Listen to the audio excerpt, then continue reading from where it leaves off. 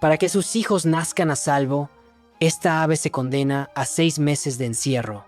Para alejar a su descendencia de los depredadores, ella toma una decisión extrema. Entra en un hueco del árbol y decide no volver a salir. Durante 6 meses permanecerá allí, completamente aislada del mundo exterior. Su pareja recolecta barro desde distintos puntos de la selva y se lo lleva. Ella lo mezcla con su propia saliva y sella cuidadosamente la entrada, hasta dejar solo una rendija tan estrecha como su pico. Desde ese momento, la oscuridad será su único paisaje. Pero aún así, no duda ni un segundo.